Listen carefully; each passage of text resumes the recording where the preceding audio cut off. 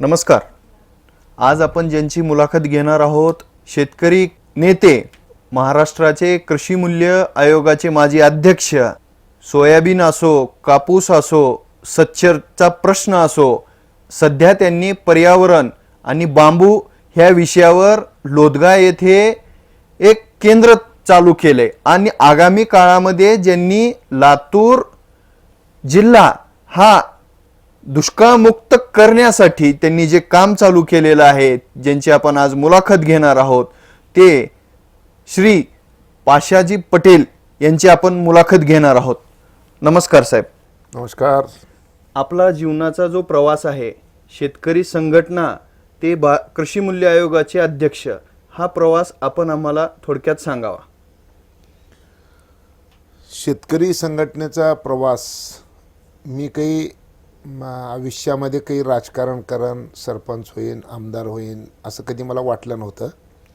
मी शेतीतलं दुःख आणि दारिद्र्य बघितलं आणि कॉलेजमधून मी अर्धातच कॉलेज शिक्षण सोडलो आणि सोडून गावाकडे जाऊन माझी 25 एकर शेती, मी एकटा होतो, मी 25 एकर शेती केली आणि शेती केल्यानंतर 5च वर्षात मला 5 एकर विकावी लागली. आणि मग माझ्या लक्षात आलं की गावात राहायचं असन, शेती जर करायची असेल तर बगर चप्पलचं राहावं लागेल, बगर फोडणीचं पिठलं खावं लागेल, तरच संसार होते, नाहीतर नाही. आणि हे सगळं लक्षात आल्यानंतर मी म्हटलं हे जे दारिद्र्य शेतीतलं, हे काय पहिल्या जन्माचं पाप आहे का काय? हे काहीतरी घोटाळा आहे व्यवस्थेचा आणि तो व्यवस्थेचा घोटाळा आपण शोधला पाहिजे असं मला वाटलं. खरं तर मी शेती तोट्यात आहे, शेतीतून चूक केली हे ज्यावेळेस लक्षात आलं त्यावेळेस 5 वर्ष शेती केल्यानंतर मला आत्महत्येचा विचार आला मनात. परंतु माझ्या घरच्यांच्या लक्षात आलं आणि मग त्या ह्याच्यातून त्या ज्या मानसिकतेमध्ये होतो त्या मानसिकतेमधून काढण्यासाठी मला माझ्या एका बहिणीच्या गावाला, नंदगाव म्हणून गाव आहे कर्नाटकात, तिथं पाठवलं. आणि मग मी तिथं माझ्याबरोबरच्या पोरांबरोबर मी 15 दिवस बसलो, बोललो, खेळलो आणि मग माझ्या लक्षात आलं की मग माझं मन तिथं एक वेगळ्या ह्याच्यात गेलं की मर्द माणसं संघर्ष करतात, नामर्द माणसं आत्महत्या करतात. आपण काही नामर्द नाही, आपण संघर्ष करू, व्यवस्थेचं शोध लावत की कशामुळं शेती तोट्यात आहे आणि शेतीत करणारा माणूस गरिबीत का राहतो याचा शोध लावला पाहिजे. आणि मग ते लावायचं असेल तर मग मी विचार केला की आपण आता ह्याचं शोध लावूत. आणि शोध लावण्यासाठी काय केलं पाहिजे तर पुस्तक वाचलं पाहिजे. मग कुठलं पुस्तक, एवढे पुस्तकं घेणं होते का? मग आपण वाचनालय काढायचं. मग माझी सुरुवात झाली सामाजिक कामाची. मी वाचनालय काढलं. सदाविजय आर्य औरादचे जे प्राचार्य होते त्या कॉलेजचे, राष्ट्रवादी दीनानाथ मंगेशकर महाविद्यालयाचे, त्या काळामध्ये 88-89च्या काळामध्ये. आणि मग मी त्यांच्याकडून ते वाचनालय काढायचं, मग पुन्हा सामाजिक धडे त्यांच्याकडून घेतले. आणि हे करत असताना नाशिकमध्ये 1980ला जी शेतकरी संघटनेची शरद जोशीची चळवळ सुरू झाली तीसुद्धा ऐकत होतो. आणि योगायोगानं मला सदाविजय आर्यने मुंबईला एका कॉन्फरन्सला पाठवले. तिथं माझी खूप मोठ्या लोकांबरोबर चर्चा झाली आणि त्या चर्चेमध्ये त्या लोकांनी मला सांगितले की तू रस्ता चुकलायस, तुझ्या मनात जे आहे ते आमच्याकडून ह्या सामाजिक कामामधून ते प्रश्न सुटणार नाही, तर तुला शरद जोशीबरोबर जाऊन आंदोलन केलं पाहिजे तरच तुझा हा प्रश्न मिटणार आहे.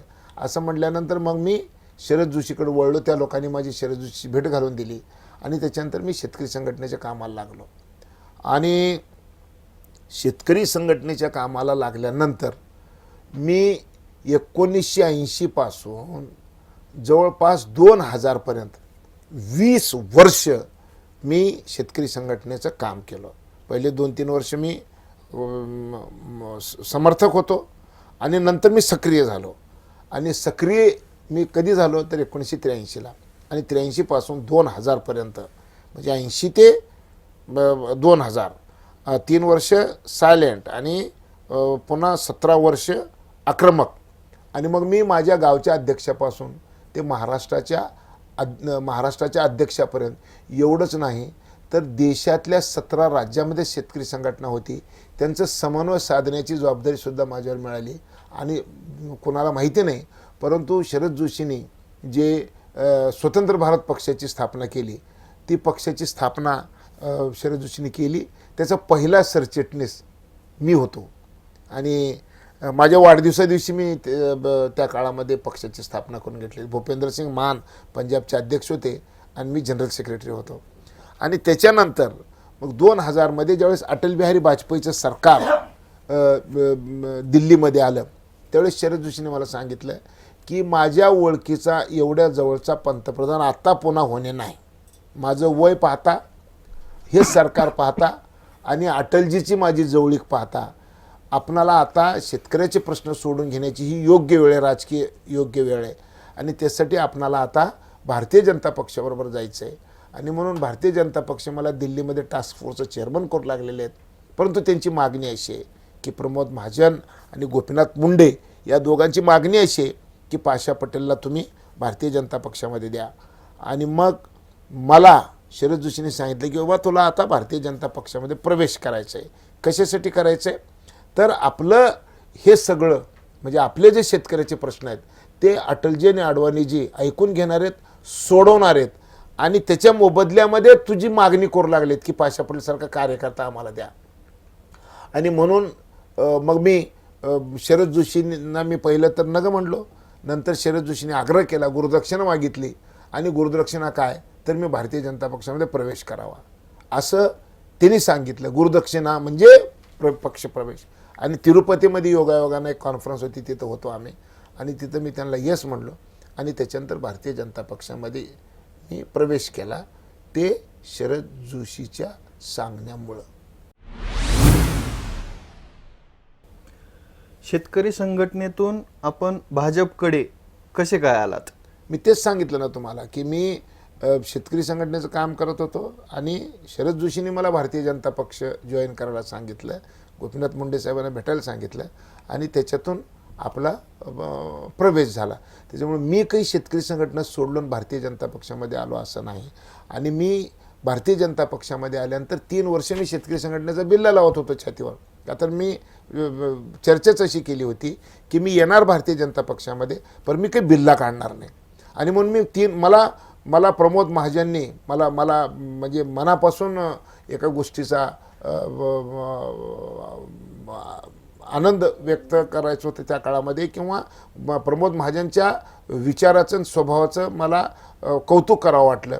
का तर मी मुंडे साहेबांना सांगितलं की मी शरद जोशींनी सांगितलं तू भाजपमध्ये जा, परंतु मी गोपीनाथ मुंडे साहेबांना सांगितलं की माझी अट आहे, माझी अट अशी आहे की मी छातीवरचा बिल्ला नाही काढणार, मी येणार तुमच्यासोबत परंतु बिल्ला काढणार नाही.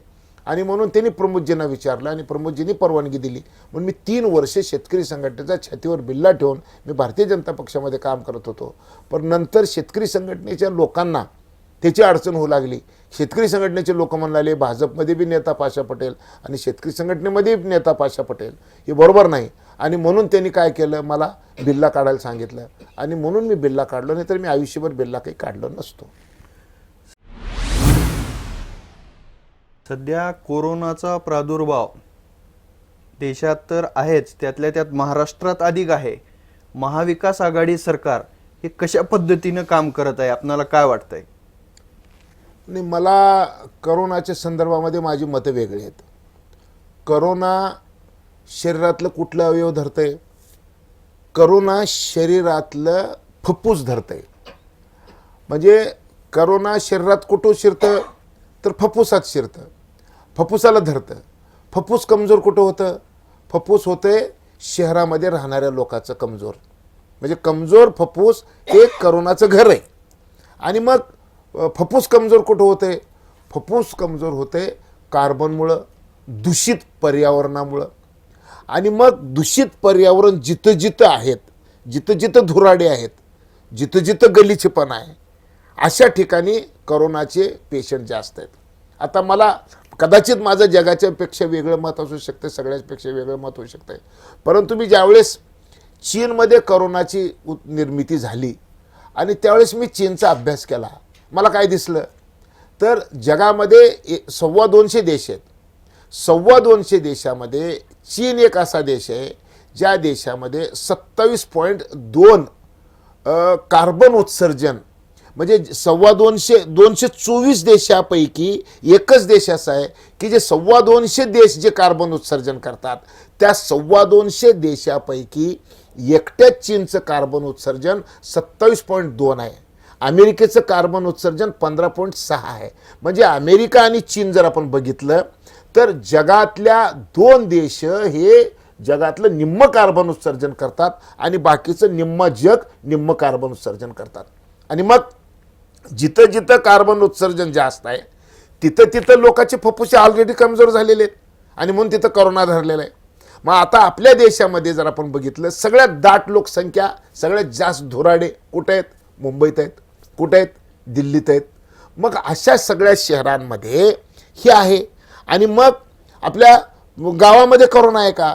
गावामध्ये करोना नाही. का तर धुराडे बी नाही आणि करोना बी नाही. जिथं धुराडे आहे, जिथं प्रदूषण आहे. दिल्लीमध्ये काय बोलू लागलेत? दिल्ली हे गॅसचं चेंबर आहे असं सांगतात. दिल्लीमध्ये राहणाऱ्या माणसाचं आयुष्य 12 वर्षांनी कमी होतं असं शास्त्रज्ञ सांगू लागलेले आहेत. आणि मग दिल्लीला जर कार्बनचं चेंबर जर म्हणत असतील तर दिल्लीमध्ये करोनाची संख्या वाढणार आहे. काळ्या दगडावरची पांढरी रेघ आहे. आणि म्हणून माझ्या दृष्टीनं मी एक स्वतंत्र विचार करणारा मी कार्यकर्ता आहे. आणि म्हणून मला असं म्हणायचं आहे की जिथं जिथं कार्बन उत्सर्जनचं प्रमाण जास्त आहे तिथं तिथं करोना जास्त आहे. आता आपण एक गोष्टीचा विचार करू की खरं तर पॅरिस करार जर आपण बघितला तर पॅरिस करारामध्ये काय सांगितलंय? सगळ्या जगातले राष्ट्राध्यक्ष, पंतप्रधान, शास्त्रज्ञ, पत्रकार सगळे एकत्र येऊन काय म्हणले? 2 डिग्री तापमान पृथ्वीवरचं कमी केल्याशिवाय माणूस जात पृथ्वीवर जिवंत राहणार नाही.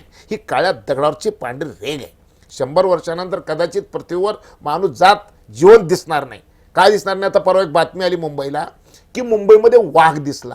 मी काय म्हणतो, वाघ नाहीत म्हणून दिसला, बातमी आली. तळहातावर जर केस आलं तरच बातमी होती की एका माणसाच्या तळहातावर केस आलं बाबा, अशी बातमी होऊ शकते. तसं जर आता मुंबईमध्ये वाघ दिसला ही जशी बातमी आहे, तसं माझं भविष्य आहे की 100 वर्षानंतर जर पेपरवाले जिवंत असले तर 100 वर्षानंतर पेपरमध्ये असं लिहावं लागेल की मुंबईत माणूस दिसला. एवढी भयानक परिस्थिती येणार आहे. आणि मग ही परिस्थिती याला कारण काय? ही परिस्थिती आता 2050 मध्ये अख्खं बांगलादेश संपणार आहे, पाण्याखाली जाणार आहे.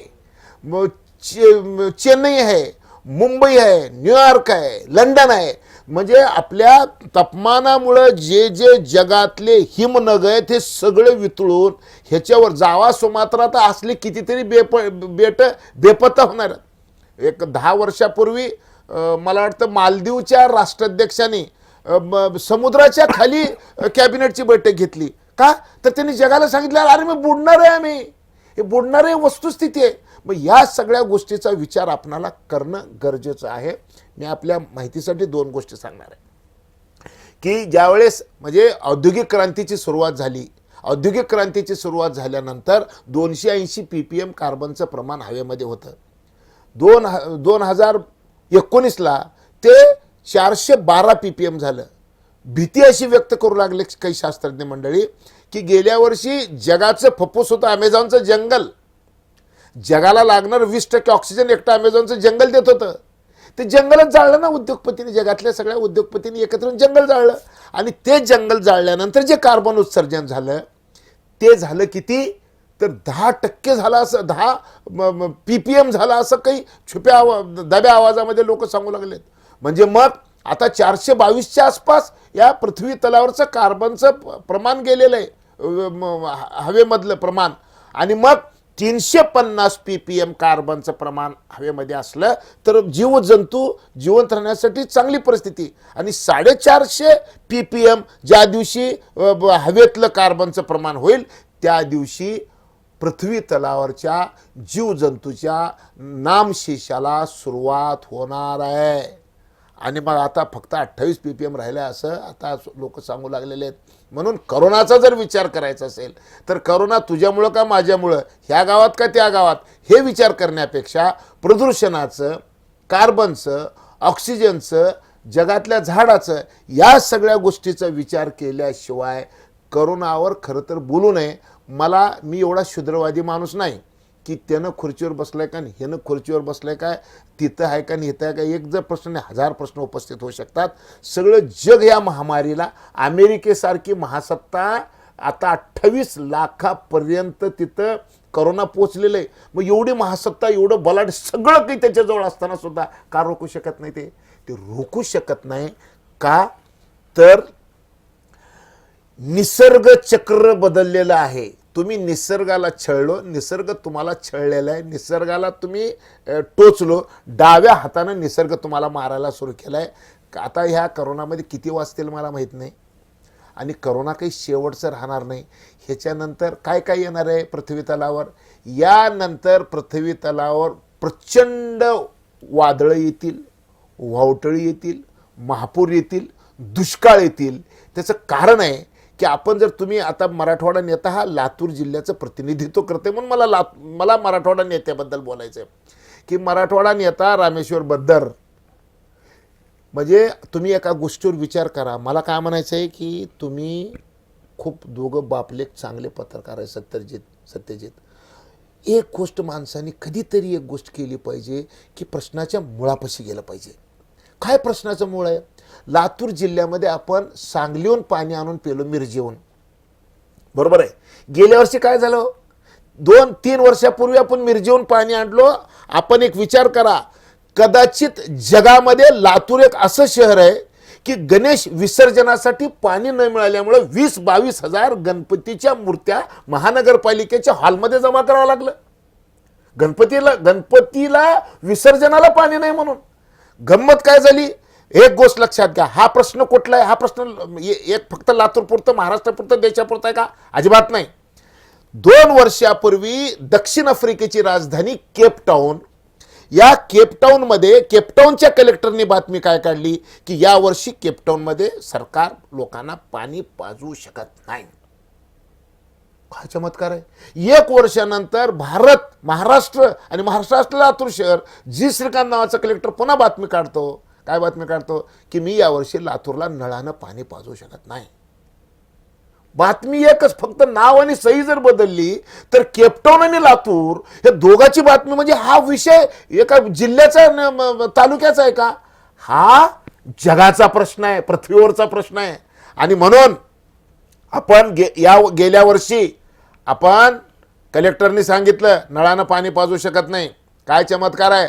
पावसाळा कोरडा गेला, परतीचा पाऊस कोरडा गेला, बेमोसमी अवकाळी पाऊस 8 दिवस पडलं. मांजरा धरणाच्या परिसरामध्ये 330 मिलीमीटर पाऊस पडलं, 35% मांजरा धरण भरलं. म्हणून तुम्ही आम्ही आज पाणी पिवला, नाहीतर आपल्याला पाणी मिळालं नसतं. मग भूगर्भातल्या पाण्याची पातळी खोल गेली आहे, वरून पाणी पडत नाही. करायचं काय? भूगर्भातल्या पाण्याची पातळी का खोल गेली? 1100 फूट लातूर जिल्ह्यामध्ये पाणी चाललंय. जगातले शास्त्रज्ञ सांगलेले आहेत की लातूर जिल्हा वाळवंट होणार आहे. वाळवंट होणार आहे म्हणजे काय? भूगर्भातलं पाणी संपलं. 1 वर्ष, या वर्षी जर आता इथून जर पाणी बंद पडलं तर निम्म लातूर हलवावं लागेल. लातूर जिल्ह्यातले निम्म्या लोकांना हलवावं लागेल. ही वस्तू ती आता जमिनीत पाणीच राहील नाही. जमिनीत पाणी का नाही? जमिनीमध्ये पाणी मुरतं कधी? पडलेलं, आबाळातून पडलेलं पाणी जमिनीत जर मुरायचं असेल तर झाडाशिवाय पर्याय नाही. झाड लागते 33%. लातूर जिल्ह्यामध्ये 0.66% झाडं शिल्लक आहेत. अशा परिस्थितीमध्ये भूगर्भातल्या पाण्याची पातळी वाढेल कशी? नंबर 1. नंबर 2, वरून बाष्पीभवन, समुद्रावरून बाष्पीभवन आलेले जे ढग आहेत, ते ढग ज्यावेळेस जात असतात आपल्या जमिनीवरून, तिथं थंड हवा जर लागली तर पाऊस पडतो. आपल्याकडे झाडच नसल्यामुळे थंड हवा नाही. तापमान किती आहे? मी गेल्या वर्षी मांजरा नदीमध्ये विहीर खणली. 2-4-5 गावचे लोक माझ्यापाशी झोपायला यायचे. रात्री आतरायला नाही, पांघरायला नाही, उसवशी नाही. लोक हिरीवर खांदकाम असताना तिथं झोपायचे. मी दोघा मित्राला सांगितलं, बायकोवर भांडण झालं काय, कसं काय घरी जायला गेलो? ते म्हणले, साहेब घरी झोपच येईना म्हणले, एवढं उकडलाले. आता उकडलाले का बरं? हे तापमान, एवढं तापमान वाढलंय, 40च्या पुढं चाललंय तापमान. ह्याचं कारण काय? झाड नाही. दिवसात तुम्ही बसू शकता का रानात? बसू शकत नाही झाडामुळे. का? झाडच नाही. अरे 0.5% झाड असल्यानंतर कुठं टेम्परेचर कमी राहते का? कार्बन वाढलं, तापमान वाढलं, भूगर्भातल्या पाण्याची पातळी खोल गेली, आभाळातून पाऊस पडणार नाही, या सगळ्या गोष्टीचा विचार जर केला आणि मग याच्यातून जी परिस्थिती निर्माण झाली ती करोनाशी संबंधित आहे आणि या सगळ्या गोष्टी जर आपण बघितल्या तर आपण निसर्गाला छेडलेलं आहे. म्हणून निसर्ग आपणाला डिस्टर्ब केलेलं आहे. आपणाला आता निसर्गाचा विचार करावं लागणार आहे. आपण जर झाडं लावले नाही तर आपण जगण्याची सुतराम शक्यता नाही. आणि म्हणून करोना जर संपवायचा असेल तर करोना म्हणजे काय, ऑक्सिजन बघा, ऑक्सिजन बघा. अरे आता 20 वर्षापूर्वी जर कोण सांगितलं असतं की रामेश्वर बद्दर तुमच्यापाशी 2-2, 3-3 मोबाईल राहतील तर ते मूर्खात काढले असते. परंतु मी आज लिहून देतो काय, 5 वर्षानंतर लातूर जिल्ह्यामध्ये आता मोबाईल नाही, प्रत्येक माणसापाशी ऑक्सिजनचं सिलेंडर राहील. आता काय बी झालं की दवाखान्यात न्यान सलाईन लावा म्हणतात, परंतु 5 वर्षानंतर काय होणार आहे, ह्याला घ्या आणि पहिला ऑक्सिजन लावा. आता दिल्लीमध्ये ऑक्सिजन बार सुरू झाले. 15 मिनिटं जर ऑक्सिजन द्यायचं असेल तर 300 रुपये तिथं द्यायला आकारले 300 रुपये. तर ह्या सगळ्या गोष्टी जर विचार केल्या तर आपण एक काम करू की छोट्या छोट्या गोष्टीमध्ये राजकारण आणायच्या ऐवजी नेमकी परिस्थिती काय तयार झालेली आहे त्याचा अभ्यास करणं आपल्याला गरजेचं आहे आणि कुणीतरी हे काम करणं गरजेचं आहे. म्हणून माझ्यासारखा पागल कार्यकर्ता, मी शेतीमालाचा भावाचं काम करणारा, मी शेतकरी संघटनेचं काम करणारा, मी आता पर्यावरणावर काम करलो का, तर या तापमान वाढीचे परिणाम काय. एक भारत सरकारची क्रीडा नावाची संस्था आहे राजेंद्रनगर हैदराबादला, भारत सरकारची, 152 जिल्ह्यामध्ये प्रयोग सुरू आहेत की काय काय होणार आहे. 2030 मध्ये तापमान वाढीचे चटके देशामध्ये काय काय बसणार आहेत, तर पहिला फटका बसणार आहे की 40% दुधाचं उत्पादन कमी होणार आहे. दुधाचं उत्पादन कमी होणार आहे. काही वनस्पती ही पृथ्वीवरून नामशेष होणार आहेत. तिथं जगायचं कसं, 30 मध्ये काय परिणाम, 40 मध्ये काय परिणाम, 50 मध्ये काय परिणाम, या गोष्टी आपण कधीतरी गंभीरपणे विचार करणं गरजेचं आहे कोणीतरी. आणि म्हणून सगळं जग एका बाजूला असलं, सगळी परिस्थिती एका बाजूला, माझ्यासारख्या कार्यकर्त्यांना काय ठरलं की मी या लातूर जिल्ह्यामध्ये जन्मलो आणि या लातूर जिल्ह्याचं जर वाळवंट होणार असेल तर मी आता सगळं सोडून मला माझा नातू दिसतो समोर, काय देऊन चाललोय मी माझ्या नातवाला. मी माझ्या नातवाला पाणी नाही देत प्यायला, मी माझ्या नातवाला ऑक्सिजन देणार नाही, मी माझ्या नातवाला कार्बन देणार आहे, तापमान देणार आहे, बगर पाण्याची जमीन देऊन जाणार आहे. मग हे पाप होणार आहे आपल्या हातानं. आणि हे जर व्हायचं नसेल तर ह्याला जे काही उत्तरं सांगितले आहेत बिलकुल सहज शक्य आहे की आपणाला आता झाडाची संख्या वाढवणं गरजेचं आहे. आणि म्हणून मी काय ठरवलं, मी एक कार्यकर्ता आहे, प्रामाणिक कार्यकर्ता आहे, मला दुसऱ्यासारखं छपरेगिरी मला आवडत नाही, मी ते करणार नाही. म्हणून मी या जिल्ह्याचा, या पृथ्वीचा, या राज्याचा, या देशाचा एक नागरिक म्हणून मला वाटलं की मानव जातीसाठी काय केलं पाहिजे. मानव जातीसाठी काय केलं पाहिजे तर आता झाडं लावणं गरजेचं आहे. मग आता झाड कुठलं लावायचे का, तर वड आणि पिपळ. हिंदू धर्मामध्ये वडाला, पिपळा आणि तुळशीला देवाचं स्थान दिलंय. वडाला, पिपळाला आणि तुळशीला. खरं तर काय सांगितलं गेलंय, सांगितलं असं गेलंय की हिंदू धर्मामध्ये देव आहेत म्हणजे हिंदूंनी झाड तोडायचं नसतंय. हिंदू धर्मातल्या मावल्या वट पौर्णिमेला तिची पूजा करतात, हाच नवरा मला मिळू दे म्हणतात. हे कशाचं कारण आहे, खरं तर त्याचं अपभ्रंश झालेलं आहे. खरं काय, खरं असं आहे की जोपर्यंत वड आणि पिपळ जिवंत आहे तोपर्यंत त्याचा नवरा जिवंत राहणार आहे. का तर वड आणि पिपळ आणि तुळस हे कार्बन खातात, ऑक्सिजन देतात. 24 तास कार्बन खातात आणि 24 तास ऑक्सिजन देतात. मग आता 24 तास कार्बन म्हणजे माणसाचं दुश्मन आहे. हे झाड कार्बन खातात, तुमचं दुश्मन खातात आणि तुम्ही त्याच्याशिवाय जगूच शकत नाही. ते ऑक्सिजन ते देतात. म्हणून हिंदू धर्मामध्ये वडाला, पिपळाला आणि तुळशीला देवाची उपमा दिली. ते सुद्धा गावात लोक तोडतात. मी काही गावामध्ये विचारलं की तुमच्या गावातली वड मोठे होते, पिपळ तोडलो का नाही. ते म्हणजे तोडलो. तुम्ही तोडलो का? नाही. तर आमच्या गावात एक फतरू होता मुसलमानाचा, त्याला सांगून आम्ही तोडलो. म्हणजे आपण पाप नाही करायचं, मुसलमान केलं तर चालतंय. म्हणजे अशा पद्धतीने हे सगळं झालेलं आहे. आणि म्हणून आता वड आणि पिपळ वाढायला 25-30 वर्ष लागतात. जगामध्ये गतीनं वाढणारं एकच झाड आहे, ते म्हणजे बांबू. सगळ्या झाडापेक्षा 30% ऑक्सिजन खाणारं झाड कोणचं आहे? बांबू. आणि आज बांबूला नरेंद्र मोदींनी काय संरक्षण दिलंय? तर बांबूला नरेंद्र मोदींनी झाडाच्या व्याख्येतून काढून गवताच्या व्याख्येत टाकले. आता ह्याच्यानंतर कुठलंही झाड तोडायची परवानगी राहणार नाही. 2 वर्षानंतर कदाचित अशी वेळ येईल की राज्य आणि केंद्र मिळून असे निर्णय करू शकतील कसलंही झाड तोडायचं नाही. जसं गोवंश हत्याबंदीचा कायदा झाला तसंच कदाचित झाडाचा कायदा होण्याची शक्यता आहे. आणि त्या काळामध्ये मग लाकूड फाटा कुठून मिळणार आहे? तर मग ते बांबूपासून मिळणार आहे. म्हणून आता बांबूला नरेंद्र मोदींनी झाडाच्या व्याख्येतून काढून गवताच्या व्याख्येत घातलं. गवत कापायला बी परवानगी आहे, गवत लावायलाही परवानगी आहे. आणि म्हणून बांबूपासून लाकूड बी तयार होते. बांबूपासून काय काय तयार होते? बांबूपासून हेलिकॉप्टर बी तयार होते आणि बांबूपासून हेलिकॉप्टरचं तेल बी तयार होते. आज प्लॅस्टिक बंदी केली आहे नरेंद्र मोदींनी. प्लॅस्टिकला पर्याय काय? ताट, वाटी, बाटली, चमचे, टूथब्रश, आपली दाढी करायचं ब्रश, म्हणजे कितीतरी प्रकार. माझ्या पैसे तुम्हाला दाखवा म्हणजे मी दाखवतो. हे सगळेच्या सगळे प्लॅस्टिकला पर्याय बांबू ठरणार आहे. लोखंडाला पर्याय बांबू ठरणार आहे. अल्युमिनियमला पर्याय बांबू ठरणार आहे. पेट्रोलला पर्याय बांबू ठरणार आहे. तर 1 लिटर पेट्रोल जाळलं तर 3 किलो कार्बन तयार होऊ लागलेला आहे. आणि जर बांबूपासून आणि ऊसापासून इथेनॉल जर तयार केलं तर त्याच्यापासून कार्बन तयार होत नाही. म्हणून ग्रीन एनर्जीसाठी सुद्धा ह्या गोष्टी कराव्या लागणार आहेत. म्हणून मी मराठवाड्यातली पहिली बांबूची टिश्यू कल्चर लॅब सुरू केलेली आहे. मी बांबूवर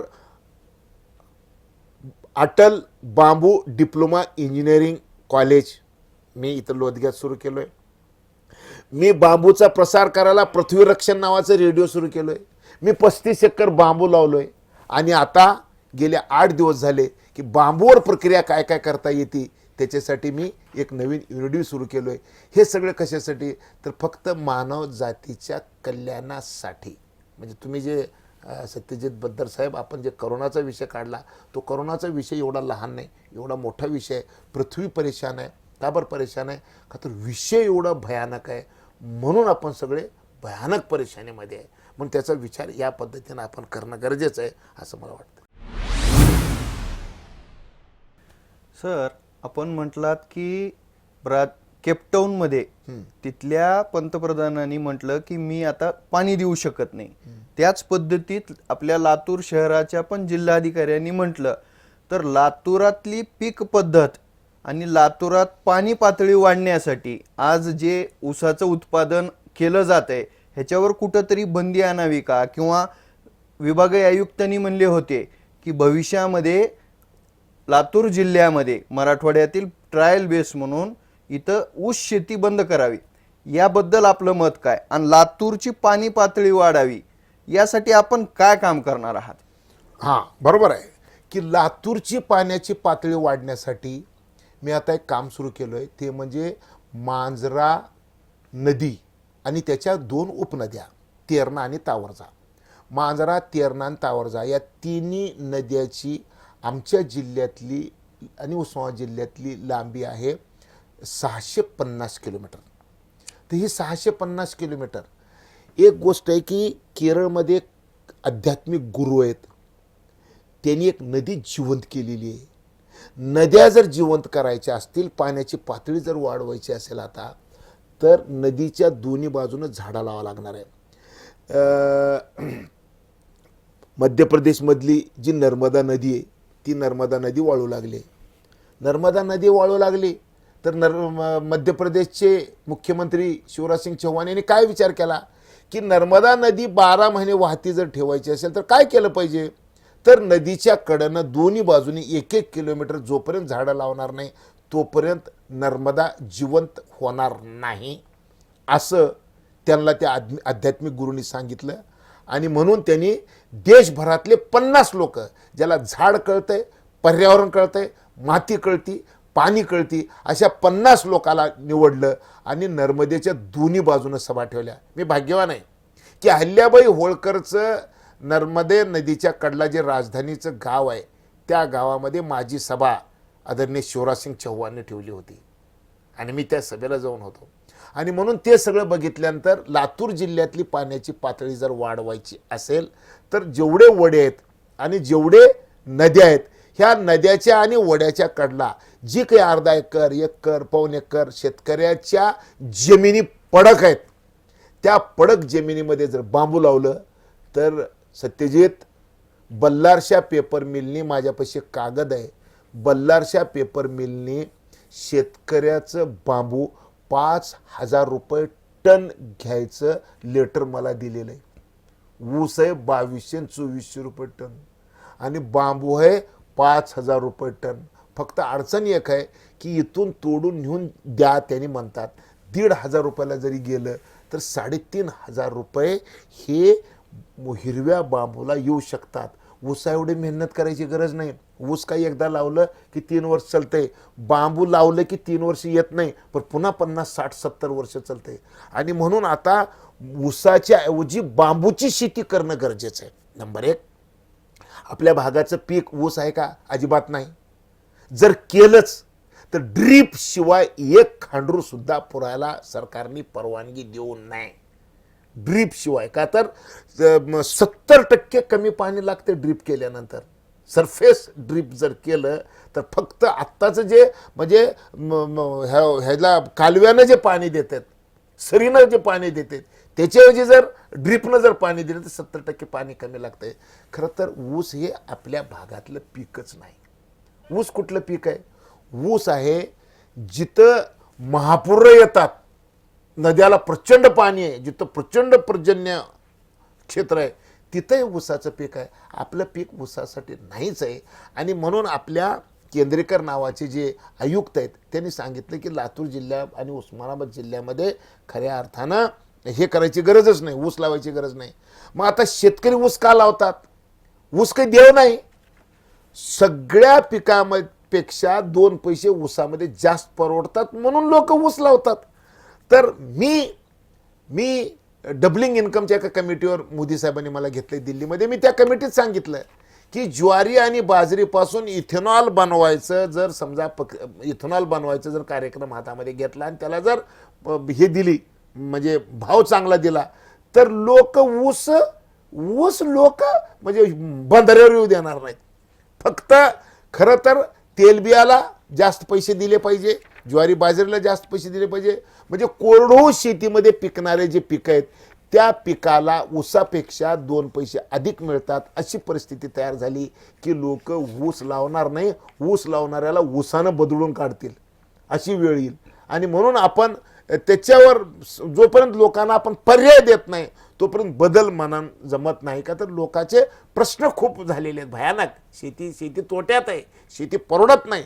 आणि जे परवडणारं पीक आहे त्या पिकाच्या मागे लोक लागतात, 1000 फूट बोर मारतात. खरं तर बोर लावून ऊस लावणं हा धंदाच तोट्याचा आहे, पण तो करणार काय?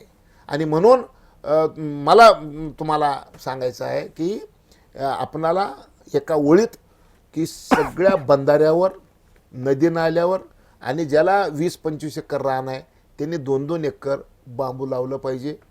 बांबू काळ्या जमिनीमध्ये बगर पाण्याचं येऊ शकते, पण जिथं पाणी नाही, जिथं म्हणजे जमीन जरी थोडी हलकी कडक आहे तिथं पाणी द्यावं लागते. बांबू हे सगळ्या जमिनीमध्ये येत असते, कुठल्याही जमिनीमध्ये बांबू येते. आणि म्हणून लवकर वाढणारी जात म्हणून आणि ह्याला आता राजाश्रय प्राप्त झालेला आहे. आणि म्हणून ऊसाच्या ऐवजी काही दिवसानंतर आपल्याला जे दिसत की आता ज्या शेतामध्ये ऊस आहे त्या शेतामध्ये बांबू दिसत. आणि म्हणून मी आता मांजरा आणि गोदावरी नदी पुनरुज्जीवन प्रकल्प म्हणून एक प्रकल्प हातात घेतलाय.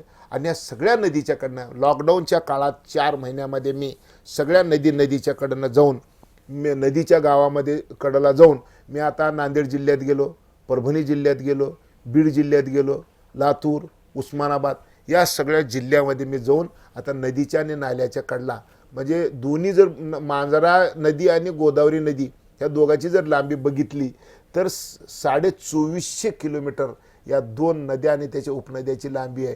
एवढी जरी लागवड झाली तरीसुद्धा जंगलाचं प्रमाण वाढण्याची शक्यता आहे. आता लोक शेतात झाड ठेवायला तयार नाही.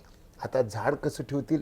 जे झाड 2 पैसे अधिक उत्पन्न देणार आहे आणि हमखास देणार आहे तरच लोक झाड ठेवतील, नाही तर आता लोक झाडाचं दुश्मन झालेले आहेत. आता त्या लोकाला झाडाचं दोस्त बनवायचं आहे, त्याच्या शेतात लावायच्या ऐवजी मी तर त्यांच्या डोक्यात आता झाड लावायचं काम सुरू केलेलं आहे. जर कोरोना आला नसता तर जगाने दखल घ्यावी अशा पद्धतीचं कार्यक्रम माझ्या हातात होतं आणि मी सगळ्या जगाला दाखवणार होतो. पण माझं नशीब फुटकं की कोरोना आला. कोरोना जर आला नसता तर सगळ्या जगाला दिशा दिली असती मी. एवढं मोठं कार्यक्रम माझ्या हातात होतं. तर आपण शेतकऱ्यांसाठी 2 दिंड्या काढलात, एक लातूर ते नागपूर आणि दुसरी लातूर ते औरंगाबाद. या दिंड्याचं फलित काय झालं? या दिंड्यामध्ये मी एकच गोष्ट मागितली होती की शेतीमालाचं भाव काढण्याची जी पद्धत आहे ती पद्धत चुकीची आहे, ही पद्धत बदला. आणि दुसरं, राज्याला कृषी मूल्य आयोग असला पाहिजे, त्या आयोगाची स्थापना करा. एक गोष्ट चांगली झाली. काय झाली तर माझी मागणी काँग्रेसनी कृषी मूल्य आयोग राज्याचं करा हे मी जी मागितलं होतं तर ते काँग्रेसच्या सरकारने जाता जाता ही धोरणात्मक मागणी मान्य केली आणि आमचं सरकार आल्यानंतर कृषी मूल्य आयोगाची घोषणा केली एकनाथ खडसे साहेबांनी आणि मुख्यमंत्री देवेंद्र फडणवीस साहेब. कृषी मंत्री खडसे होते आणि मुख्यमंत्री देवेंद्र फडणवीस साहेब होते. चंद्रकांत पाटील साहेब महसूल मंत्री होते. या तिघांनी मिळून म्हणजे ह्याची घोषणा केली आणि नंतर योगायोग आहे की राज्याचा पहिला कृषी मूल्य आयोगाचा अध्यक्ष म्हणून मला मान मिळाला. मला आदरणीय देवेंद्र फडणवीस साहेबांनी आणि चंद्रकांत दादांनी दोघांनी मला या खुर्चीवर बसवलं. ही दिंडी काढली होती कशासाठी? कृषी मूल्य आयोगाची राज्याला स्थापना करा नंबर 1 आणि शेतीमालाचा भाव काढण्याची पद्धत बदला. 2 गोष्टी सांगतो तुम्हाला की हे तर माझ्या दिंडीचा हे तर परिणाम झालाच. दुसरी एक मला शरद पवार साहेबाचं नाव घेतल्याशिवाय मला जमणार नाही. का तर मला दिल्लीमध्ये मनमोहन सिंग साहेबाचं पंतप्रधान असताना, त्यांचं सरकार असताना, हे शरद पवार साहेब कृषी मंत्री होते. त्यावेळेस त्यांनी मी भारतीय जनता पक्षाचा असतानासुद्धा त्यांनी मला committee to examine methodological issues in fixing minimum support prices अशी त्यांनी कमिटी तयार केली होती आणि त्या कमिटीचं सदस्य म्हणून मला तिथं नेमलं होतं. सगळ्यात महत्त्वाची गोष्ट, त्या कमिटीमध्ये 23 शिफारशी केंद्र सरकारने केलेल्या आहेत. त्याच्यापैकी 16 शिफारशी मी सांगितलेल्या आहेत आणि मग ती समिती जर लागू झाली, रमेशचंद कमिटी जे आज नीती आयोगाचे सदस्य आहेत रमेशचंद साहेब, ते रमेशचंद साहेब हे ह्या कमिटीचे अध्यक्ष होते आणि त्यांच्यासमोर ही ज्यावेळेस आमचं बोलणं झालं तर ती कमिटी अस्तित्वात आली नाही. ती जर अस्तित्वात आली असती तर हिशोब काढायची पद्धत बदलली असती आणि दुसरं म्हणजे आयोग तर लागू झालंच. ह्या दिंड्याचा परिणाम आयोग तर लागू झालंच आहे. त्याच्यामुळे मी समाधानी आहे. मी 2 दिंड्या काढल्या, दोन्ही दिंड्या त्या यशस्वी झाल्या. इतिहासात त्याची नोंद कशी होईल मला माहीत नाही, परंतु माझा आत्मा असा सांगतो की मला जे काही बदल पाहिजे होते या क्षेत्रामध्ये ते बदल या दिंड्यामुळे झालेले आहेत असं माझं ठाम मत आहे. भाजपचे माजी आमदार आणि शेतकरी नेते पाशा पटेल यांनी सोयाबीनला प्रति क्विंटल 6,000 रुपये भाव मिळावा, इंधनात इथेनॉल मिसळावं आणि लँड सेलिंग ॲक्ट रद्द करावा या मागणीसाठी लातूर ते औरंगाबाद पायी दिंडी काढली आहे. या पायी दिंडीत आमदार पंकजा मुंडे पालवे आणि भाजपचे प्रदेशाध्यक्ष देवेंद्र फडणवीस हे देखील सहभागी झाले होते. या दिंडीत शेतकऱ्यांच्या व्यथा ऐकून त्या केंद्रीय नेतृत्वाकडे पोहोचवण्याचा पाशा पटेल यांचा प्रयत्न आहे. जर 6,000 रुपये प्रमाणे जर बघितलं तर 1,084 कोटी रुपये हे जवळपास बीड जिल्ह्याच्या शेतकऱ्यांना कमी मिळणार आहेत. याच्यामध्ये सगळ्यात मोठा पेरा अंबेजोगाई तालुक्यामध्ये आहे. अंबेजोगाई तालुक्यामध्ये 65% पेरा सोयाबीनचा आहे. जर समजा 6,000 आणि आता मिळणारा 2200 याच्यातली जर तफावत बघितली तर 700 कोटी रुपये एकट्या अंबेजोगाई तालुक्यामध्ये कमी मिळणार आहेत. हा मतदारसंघ पंकजाताई पालवेचा आहे आणि म्हणून पंकजाताईंनी गेल्या 3 दिवसापासून या सोयाबीनच्या शेतकऱ्याची होणारी लूट स्वतः दिंडीमध्ये पायी चलून हे शेतकऱ्याला सांगत आहेत. मला एका गोष्टीचा आनंद आहे की माझ्या पक्षाचे प्रदेशाचे अध्यक्ष, माझ्या पक्षाच्या युवा मोर्चाचे अध्यक्ष, माझ्या पक्षाचे सरचिटणीस सगळा पक्ष सोयाबीनवाल्या शेतकऱ्याच्या पाठीशी थांबले. सोयाबीनवाल्याला यश मिळणार ही काळ्या दगडावरची पांढरी रेग आहे, ही सुरुवात आहे. आपण जी मागणी केली ती मागणी सरकारनं पूर्ण केली. पूर्ण केलेल्या मागणीचे आपण प्रथम अध्यक्ष महाराष्ट्राचे झालात. आपण कृषी मूल्य आयोगाचे अध्यक्ष असताना काय काम केलं? मी कृषी मूल्य आयोगाचा अध्यक्ष झाल्यानंतर माननीय देवेंद्र फडणवीस साहेबांना मी सांगितलं की मला इथं तुम्ही फक्त दिसायसाठी खुर्चीवर बसवायचं का कामासाठी बसवायचं आहे. तर त्यांनी म्हटलं तुम्हाला काम करायचं आहे आणि कामाचं स्वातंत्र्य आहे. मी म्हटलं माझ्या प्रत्येक पत्राला दिल्लीला पाठवावं लागेल. ते म्हटलं बेशक. मी 11व्या दिवशी देवेंद्र फडणवीस साहेबांना जे पत्र दिले त्यांनी ते नुसतं पाहिले, एक शब्दसुद्धा खालीवर न करता त्यांनी सही करून दिल्लीला पाठवले. काय झालं, मी कृषी मूल्य आयोगाचा अध्यक्ष झालो. राज्यात नाही म्हणत मी, देशात काय बदल झाला. देशात बदल झाला की पैसे कसे मिळतात शेतकऱ्याला. मी 4 लाईनीमध्ये सांगतो. इसवी सन 2000 मध्ये खाद्यतेलाच्या किमती कशा होत्या सांगतो तुम्हाला. परदेश आता आपल्या देशाला 230 लाख मेट्रिक टन खायचं तेल लागतंय. त्याच्यापैकी 130 लाख मेट्रिक टन आपण आयात करतो. 70 लाख मेट्रिक टन आपल्या देशामध्ये बनतंय. मलेशियामधून आणि इंडोनेशियामधून खायचं तेल म्हणजे पाम तेल आयात होतंय. इसवी सन 2000 मध्ये मलेशिया आणि इंडोनेशियामधून येणाऱ्या तेलावर भारत सरकारमध्ये काय कर होतं, काय इम्पोर्ट ड्युटी होती, तर 16% ड्युटी होती कच्च्या क्रूड पाम ऑइलवर आणि रिफाईन पाम ऑइलवर ड्युटी होती 44%. 2001 मध्ये अटल बिहारी वाजपेयीचं सरकार आलं. काय फरक पडला, जिथं 16% काँग्रेसच्या काळामध्ये ड्युटी होती तीच ड्युटी अटलजीच्या सरकारमध्ये 72 झाली आणि जी 44% होती ती 82.40 झाली. आमच्या सरकारमध्ये म्हणजे 2007 मध्ये 8 मध्ये पुन्हा एक चमत्कार झाला. काय चमत्कार झाला की अटलजीचं सरकार गेलेलं होतं, पुन्हा काँग्रेस राष्ट्रवादी काँग्रेसचं सरकार आलं आणि त्यांनी जिथं 75% इम्पोर्ट ड्युटी होती कच्च्या तेलावर ती त्यांनी 0 केली आणि रिफाईनवर 82.40 जिथं होती ती 28% केली. आमचं सरकार आलं. मी जेव्हा कृषी मूल्य आयोगाचा अध्यक्ष झालो त्या दिवशी तर 7.5 क्रूड पाम ऑइलवर आणि 12.5 रिफाईन पाम ऑइलवर ड्युटी होती.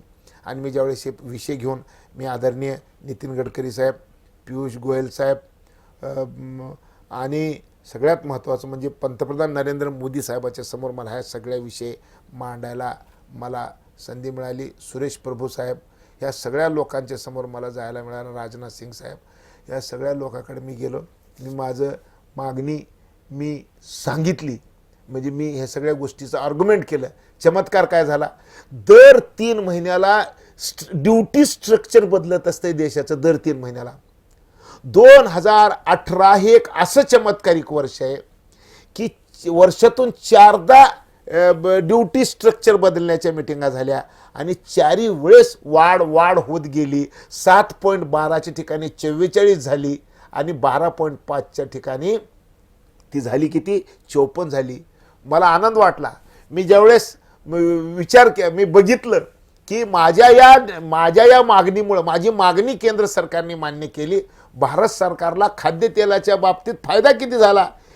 ड्युटीमध्ये भारत सरकारला एकाच वर्षात 30,000 कोटी रुपये भारत सरकारला इम्पोर्ट ड्युटी मिळाली माझ्या मागणीमुळे. नंबर 1. नंबर 2, डाळीच्या बाबतीत मी नुसतं तेलाचं नाही काम केलं, मी फक्त तेलाच्या बाबतीत काम नाही केलं, मी डाळीमध्ये सुद्धा काम केलं. हरभऱ्याला देशाला स्वातंत्र्य मिळाल्यापासून कधी इम्पोर्ट ड्युटी नव्हती. 0 इम्पोर्ट ड्युटीनं हरभरा येत होता. काय भाव होतं म्हणजे कॅनडाचा हरभरा भारतात येऊन 3600 रुपये क्विंटल मुंबई बंदरावर मिळायचा आणि भारतामध्ये MSP किती 4400 रुपये. 4400 रुपये MSP आहे आणि 3600 कॅनडाचा हरभरा येतं. मी हा विषय ज्यावेळेस मांडला, विषय मांडल्यानंतर हरभऱ्यावर इनपुट ड्युटी लागली. किती लागावी? 10, 20, 25, 40, 50, 70% ड्युटी लागली हरभऱ्यावर. मी समाधानी काय मानतो की मी किती भाषणं केली असतील? 45 वर्ष भाषणं करतोय मी पूर्ण देशभर. त्या 45 वर्षामध्ये जेवढे भाषणं केले तेवढ्या भाषणाचं हे काय म्हणजे काय काढायचं त्याच्यामधून? तर मला 2 वर्ष खुर्चीवर बसायची संधी मिळाली. त्या 2 वर्षाच्या संधीमध्ये मी हरभऱ्याला 70% ड्युटी लावून घेतली. सगळ्यात महत्वाची गोष्ट वाटाणा. 1850 ऑस्ट्रेलियातून आणि कॅनडातून हरभरा यायचा आपल्या इथं मुंबई बंदरामध्ये 1850. 4400 रुपयाचं जे हरभरा आहे ते 1850ला हे आणलं जायचं वाटाणा आणि ते दळून 4400 रुपयाच्या हरभऱ्यामध्ये मिसळलं जायचं. माननीय पंतप्रधान नरेंद्र मोदींनी नितीन गडकरी साहेबांच्या अध्यक्षतेखाली मीटिंग लावली. ग्रुप ऑफ मिनिस्टर्सची बैठक. ॲग्रिकल्चर परिवहन मंत्री नितीन गडकरी, साहेब असताना नरेंद्र मोदींनी त्यांना काय केलं? ॲग्रिकल्चर मधले निर्णय करण्यासाठी ग्रुप ऑफ मिनिस्टरची बैठक लावली. मी आमदार नाही, मी खासदार नाही, परंतु मी 4 कॅबिनेट बैठकीला नितीन गडकरी साहेबांनी मला 4 कॅबिनेट बैठकीला बसवलं. मी एक बैठक बघितली, वाटाण्यासाठी बैठक लावली. वाटाण्यासाठी बैठक लागली.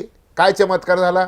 चमत्कार असा झाला, पहिल्याच बैठकीमध्ये पंतप्रधानाचे सचिव, भारत सरकारचे सचिव बैठकीमध्ये उपस्थित, 4 मंत्री उपस्थित आणि 1850 वरून ह्याला वाटाण्याला 50% ड्युटी लागली. म्हणजे 0%ची ड्युटी 50%. त्याच्यात बी भारतामध्ये याची किंमत सावरण्यात गेली. तर 6 महिन्याला बॅन लावलं.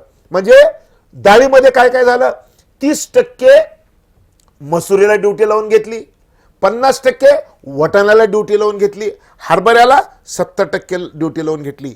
मी अध्यक्ष झालो.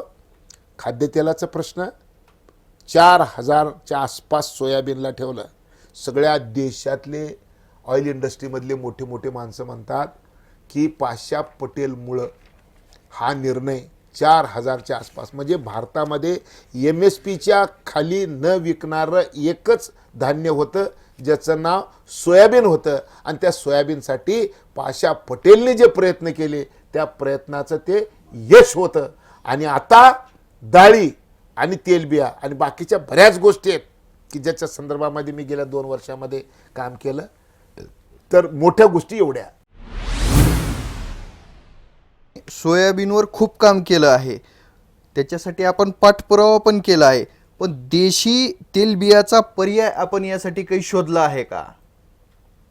एक गोष्ट अशी आहे, देशी परदेशी, बीटी नॉन बीटी, आता सध्या सगळ्या संघटना बीटी ST-BT बियाण्याच्या संदर्भामध्ये बोलू लागलेत.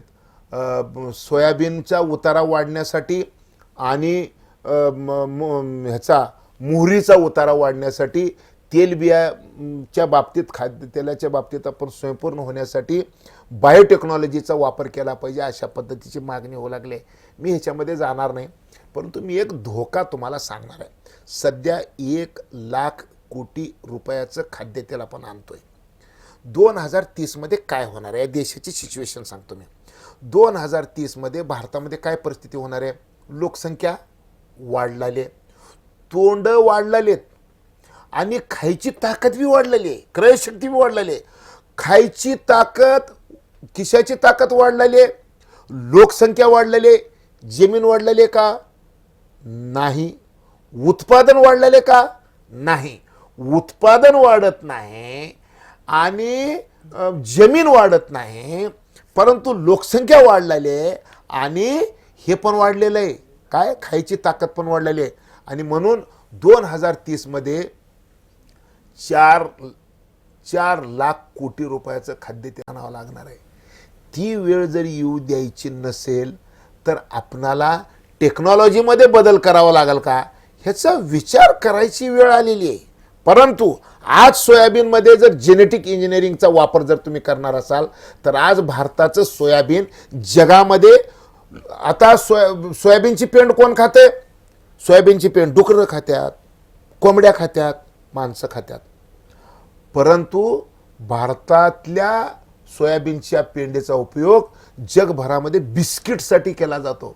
कशासाठी? नॉन GMI म्हणून, जेनेटिक मॉडिफाईड. म्हणजे अर्जेंटिना आणि ब्राझील, अमेरिका इथं जे सोयाबीन आहे तो जेनेटिक मॉडिफाईड आहे आणि नॉन GM फक्त भारतामध्ये आहे. मग आता भारतानं आपली ही क्रेडिबिलिटी सोयाबीनमधली घालवायची का ठेवायची का? तर 2 पैसे जास्त मिळतात, गिरेक बी भरपूर आहे. त्याच्यामुळे काय केलं पाहिजे हा मोठा विषय आहे. त्याच्यामुळे त्याच्यामध्ये न जाता मला ज्या ज्या गोष्टीची चर्चा दिल्लीत करणं गरजेचं आहे तिथं हायेस्ट ठिकाणी, म्हणजे जिथं कोण जाणार सुद्धा नाही आपल्या देशातल्या, आपल्या जिल्ह्याच्या माणसाला कोणाला जिथंपर्यंत पोचता येणार नाही त्या सगळ्या ठिकाणी या विषयावर मी गंभीरपणे डिस्कस केलेलं आहे. हे भाग्य मला मिळालेलं आहे. सर, 30 वर्षापूर्वी माजी केंद्रीय गृहमंत्री आदरणीय चाकूरकर साहेब म्हणाले होते की भविष्यात आपणाला ऑक्सिजनचे कॅन घेऊन फिरावं लागेल. राजकीय नेते हे गुमराह करत असतात, त्या पद्धतीनं तर आपण गुमराह करत नाहीत ना? शिवराज पाटील साहेब दूरदृष्टी नेतृत्व आहे, त्यांना ते दिसलं, त्यांनी सांगितले, सोडून दिले. मी माझ्या आयुष्यामध्ये सगळ्या गोष्टीमध्ये मी तपासून बघितलं की माझ्या आयुष्यामध्ये करायच्या उरलेल्या, म्हणजे माझं जेवढं काही आयुष्य आता उरलेलं आहे, या उरलेल्या आयुष्यामध्ये महत्त्वाचं काय काम करावं लागणार आहे. आता उरलं आहे किती, 15-20 वर्ष जास्तीत जास्त. तर ह्या एवढ्या उरलेल्या आयुष्यामध्ये आता काय करावं लागणार आहे? तर माझ्या लक्षात आलं की पर्यावरण हा सगळ्यात महत्त्वाचा प्रश्न आहे. मग मी काय फक्त स्टेटमेंट देऊन पुढे गेलो का? नाही. माझ्या आयुष्यात जी काही माझी पुंजी आहे ती सगळी पुंजी लावून मी इथं टिश्यू कल्चर लॅब सुरू केले. मराठवाड्यातली पहिली आणि महाराष्ट्रातली दुसरी माझी बांबूची लॅब आहे. नंबर 1. यावर्षी मी 10 लाख टिश्यू कल्चर रोपे तयार केलेत. नंबर 1. म्हणजे मी सगळं सांगितलं आहे. मी अटल बांबू डिप्लोमा इंजिनिअरिंग कॉलेज मंजूर करून आणलं, या वर्षापासून चालू करतो आहे. मी ह्याचं प्रसार करण्यासाठी रेडिओ पृथ्वी रक्षण कम्युनिटी रेडिओ, जिल्ह्यातलं पहिलं रेडिओ मी सुरू केलेलं आहे. मी 35 एकर बांबू, जिथं कुसळ उगत नाही तिथं मी बांबू लावायचा प्रयत्न केला. 5% रोपं माझ्याकडे जिवंत आहेत, 5%. का तर जिथं कुसळ येत नाही तिथं मी बांबू लावायचा प्रयोग केला आहे. मी तिथं काय प्रयोग केले? काळ्या जमिनीमध्ये जर मी लावलो असतो तर आज माझं 15-20 फूट बांबू असतं. परंतु मी काय विचार केला की वेस्ट लँड किती आहे, तर वेस्ट लँड किती आहे, तर आता माझ्या डोक्यात आकडा मी विसरलो, आता 2 मिनटं मी सांगू शकतो की आपल्या जिल्ह्यामध्ये जेवढी वेस्टलँड आहे त्या वेस्टलँडमध्ये जर समजा हे झाडं आले तर लोक सहज गतीनं लावले असते. म्हणून मी त्याचाही अभ्यास केलेला आहे. मग ह्या सगळ्या गोष्टी मी आता मांजराची नदी, तावरजाची, ह्या सगळ्या गोदावरीची त्याच्या उपनद्या, ह्या सगळ्याची लांबी वगैरे का काढत बसलो मी? सगळ्या दोन्ही नदीच्या कडेनं मी का बरं फिरलेलो? मी फिरलेलो एवढ्यासाठी की ह्या विषय मला स्टेटमेंट करायचं नाही, तर माझ्या जीवन जगण्याचं ते एक मी ज्या गोष्टीसाठी जगायचं आहे मला त्याचं ते कार्यक्रम आहे, त्या कामासाठी मला जगायचं आहे. आणि म्हणून मी बोलून सोडलो नाही, तर मी याच कामासाठी आता जगणार आहे. हे ऑक्सिजनचं सिलेंडर घ्यायची वेळ येणार आहे, ती येऊ नये म्हणून सगळ्या जगाला दाखवायचं आहे. आणि मी फार लहान आहे, विषय फार मोठा आहे, मी लहान आहे, परंतु कदाचित लहान माणसानं सांगितलेलं जग बी कधी कधी स्वीकारावं लागते. ते ग्रेटा थनबर्ग नावाची 16 वर्षाची पोलंडमधली मुलगी हा विषय जेव्हा केली तर सगळ्या जगभरातल्या पोरांनी त्या पोरीला पाठिंबा दिलेला आहे, जागृती आलेली आहे. त्याच्यामुळं हे काम माणूस मोठा आहे का छोटा आहे बोलण्यापेक्षा सांगायची पद्धत आणि लोकांपर्यंत जाण्याचं साधन, तुझ्यासारखे चांगले पत्रकार जर ही गोष्ट जर समज घेऊन लोकाला सांगितले, बाकीच्या गोष्टी तर म्हणजे माणसाला कुत्रं चावलं, म्हैस हलगटाला टक्कर दिली, असल्या बातम्या तर भरपूर आहेत. परंतु मी काय म्हणतो, बेसिक काही गोष्टीचं तुम्ही अभ्यास करून जर ह्या गोष्टी जर लोकांपर्यंत जर पोचवलात तर मला वाटतं की माझ्यासारखं काम करणाऱ्या कार्यकर्त्याचा आवाज लोकांपर्यंत जाईल. आणि हे माझा आवाज हे फक्त ह्याच्यापुरतं न राहता मला गॅरंटी आहे की आत्ता पूर्ण महाराष्ट्रामध्ये मी जे भाषण करलेलं का की नद्याच्या दोन्ही बाजूंना मला झाडं लावायचे आहेत बांबूचे म्हणून, आणि ते ऊसापेक्षा 1.5 पैसे म्हणजे पडक रानामध्ये ऊसापेक्षा 1.5 पैसे मिळवून देणार आहे. तर लोक आता काळ्या रानात बी बांबू लावायला तयार झालेले आहेत. आत्ता माझ्याकडे तू यायच्या आधी मला फोन आले मधून सूर्यहून सावरीहून की आता आम्ही तिथं नदीच्या कडला बांबू लावणार आहे. तर मला असं वाटतं की ह्याचं शेतकऱ्याकडं म्हणजे मोठ्या प्रमाणामध्ये मी जागृती तयार करून हा विषय कसं की महाराष्ट्रात नाही देशातल्या नद्याच्या कडनं पडक रानात बांबू लावायचा कार्यक्रम याची देही याची डोळा माझ्यासमोर बघायला मिळणार आहे. का तर तुमच्या सगळ्याच्या आशीर्वादाने मी लहान आहे का मोठा हा विषय जाऊ द्या, पण माझा आवाज गंभीरपणे देशात लोक ऐकतात. आणि म्हणून मला वाटतं की हीच चळवळ मी राष्ट्रीय पातळीवर घेऊन जायला सक्षम आहे. का तर आता केंद्रीय कृषी मंत्री, ग्रामविकास, पंचायत राज मंत्री गडकरी साहेब आणि पंतप्रधानाचे सल्लागार अशोक दलवई साहेब ह्या सगळ्यांना माझा हे विषय पटलेला आहे. त्याच्यामुळं हा विषय देशभर जाणार आहे. हे बांबू लावायची की नर्सरी चालवायचं म्हणजे कशासाठी आहे हे? नाही, नर्सरी मला बांबू बोर्डाच्या अधिकाऱ्यांनी सांगितलं की तामिळनाडूहून रोपं आणावे लागतात आणि रोपाची कमतरता जर भासली तर कुणीतरी हे केलं पाहिजे, हे काम कुणीतरी केलं पाहिजे. म्हणून मी माझ्या खिशाला चाट लावून मी या लोदग्याच्या माळावर अद्यावत मी टिश्यू कल्चर लॅब उभी केले. ते माझा व्यवसाय नाही. मला व्यवसाय जर करायचा असतं तर मी खूप पैसे जमा केले असते. मी जिंदगीत व्यवसाय केला नाही, मी समाजकार्य केलं आणि समाजकार्याचा तो भाग आहे. पहिली आपण विधानसभा 1995ला लढवली, त्यानंतर 1998 मध्ये जनता दलकडून आपण लोकसभा लढवली, पुन्हा एकदा आपण 99 मध्ये लोकसभा लढवली, 2014 मध्ये भाजपकडनं आपण औषधातून लढवली. आता पुढं काय?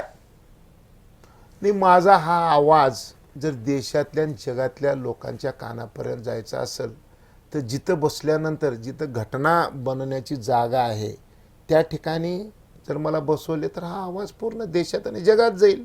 माझं काम नाही. माझं काम काय, आपणाशी जे जे ठावे ते इतरांना सांगावे, शहाणे करून सोडावे सगळ्या जन. म्हणजे सगळ्या जनाला शहाणं करण्यासाठी मला बसवावं कुठं हे पार्टीने ठरवलं, ते माझं भाग नाही. मी जिथं जिथं बसलो तिथं ते सांगणार. आता आपण सांगितल्याप्रमाणे की आगामी काळामध्ये आपणाला आपल्या पक्षांतर्गत काही लोकांना त्रास होत आहे अशी जनतेत चर्चा आहे. तुम्हाला कुठंतरी कॉर्नर केलं जातंय का पक्षामध्ये? कॉर्नर केलं जाते का म्हणजे दिल्लीमध्ये मी जे बोलतो ते दिल्लीतले सगळे नेते माझं ऐकतात. मला दिल्लीत कॉर्नर नाही, मला मुंबईत कॉर्नर नाही, मला जिल्ह्यात वेळ मिळत नाही. त्याच्यामुळं मला वेळ मिळत नाहीत का मला बोलवत नाही हा संशोधनाचा विषय. मला त्याच्यामध्ये जायचं नाही खोलामध्ये. सर, आता आपण रॅपिड फायर हा राऊंड घेणार आहोत, ज्याच्यामध्ये आपणाला मी 2 ऑप्शन्स देणार आहेत. ते 2 पैकी आपणाला एक निवडायचं आहे. तर आपण सुरू करत आहोत रॅपिड फायर राऊंड. सर, पहिला प्रश्न माझा असा आहे की बीजेपी की शेतकरी संघटना? शेतकरी संघटना हे पक्ष नाही, शेतकरी संघटना एक विचार आहे. बीजेपीमध्ये मी ते शेतकरी संघटनेचा विचार मांडतोय. आपणाला सरकारमध्ये काम करायला आवडेल का संघटनेमध्ये काम करायला आवडेल? मला संघटनेत काम केलं तर सरकार येते आणि सरकार आलं तर धोरण ठेवायला आपल्याला संधी मिळते. एकच ऑप्शन निवडावा लागेल. एकच गोष्ट सांगलेलो आहे मी की संघटनेत काम केले की सरकार येते. सरकार की संघटना? नाही, आता मला सरकारमध्ये काम करणं आवडणार. शेतकरी संघटनेचे जे नेते आहेत हे राजू शेट्टी आहेत की सदाभाऊ खोत आहेत? दोघेही नाहीत. एकाच निवड करावी लागेल. निवड करायची असेल तर राजू शेट्टीचा प्रभाव आहे. जिल्ह्यातील आमदार रमेश कराड की संभाजीराव पाटील? नाही, रमेश कराड आणि संभाजीराव पाटील आत्ता ही तुलनाच होऊ शकत नाही सध्या. नाही, आपणाला एक कोण आहे? संभाजीराव. जर पक्षाने आपणाला उमेदवारी दिली तर आपण लातूरमधून लढणार की औशातून? जिथून कुठून दिली तिथून लढून. लातूर की औसा? मी काय म्हणतो, लातूर की औसा? नाही नाही, औषध म्हणलं औषध, लातूर म्हणलं नाही लातूर. नाही, एक आपली काय इच्छा आहे, लातूर की औसा? लातूर. लातूरमध्ये आपण लढण्यास तयार आहात? हो. धन्यवाद साहेब, आपण आमच्या सर्व प्रश्नाची सखोल मार्गदर्शन केल्याबद्दल आम्ही आपले आभारी आहोत. आपणाला ही मुलाखत आवडली तर फेसबुकवर शेअर करा, आमच्या मराठवाडा नेता फेसबुक पेजला लाईक करा, यूट्यूब चॅनलला सबस्क्राईब करा आणि बेल आयकॉन दाबून आगामी अपडेट मिळवण्यासाठी सज्ज राहा. धन्यवाद.